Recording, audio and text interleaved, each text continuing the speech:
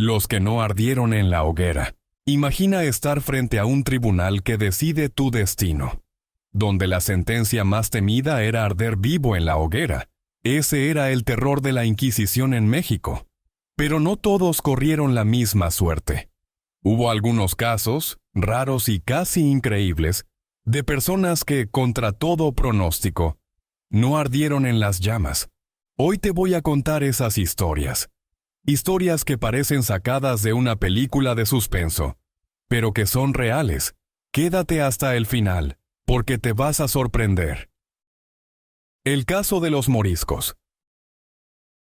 Los moriscos eran musulmanes que habían sido obligados a convertirse al cristianismo. La mayoría apenas entendía las nuevas enseñanzas de la Iglesia. Y aquí hay una palabra importante.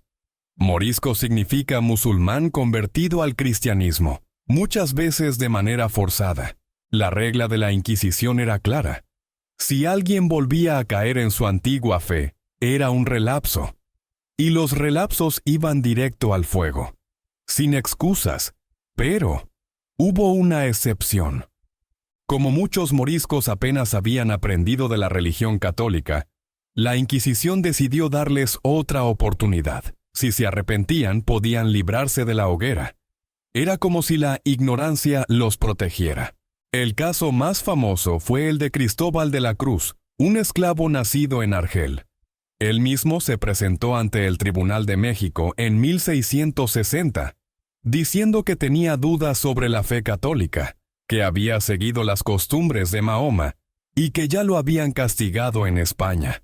Era la tercera vez que confesaba lo mismo. Los jueces de México querían enviarlo directo a la hoguera, pero la Suprema, el máximo poder de la Inquisición, decidió algo insólito. En lugar de quemarlo, lo mandaron a un monasterio para que aprendiera mejor la religión. Fue una sorpresa total. Cristóbal, el que debía arder, terminó siendo salvado por la política especial hacia los moriscos.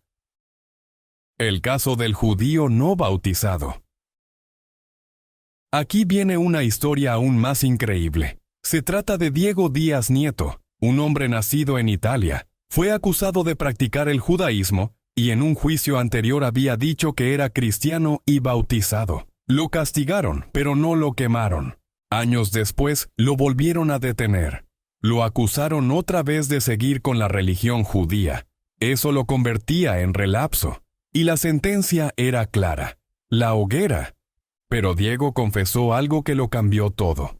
Dijo que nunca había sido bautizado. Y aquí viene lo importante. La Inquisición solo podía juzgar a quienes habían recibido el bautismo. Sin bautismo, no había delito de herejía. Pidió incluso que lo instruyeran en la fe católica y hasta solicitó ser bautizado. Las investigaciones confirmaron que era cierto. Había sido circuncidado en Ferrara y nunca bautizado. ¿Y qué hicieron los jueces? En lugar de absolverlo, lo castigaron con cárcel perpetua y después con el bautismo. Lo condenaron aunque no cumplía con las reglas para ser juzgado.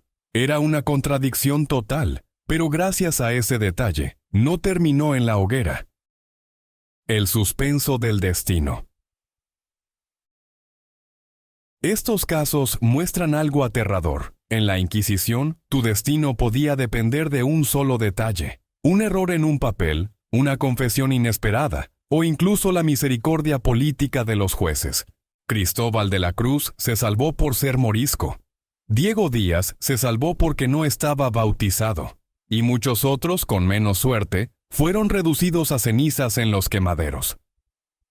Ahora te pregunto, ¿crees que estos hombres fueron realmente afortunados? ¿O simplemente sobrevivieron a un sistema lleno de contradicciones?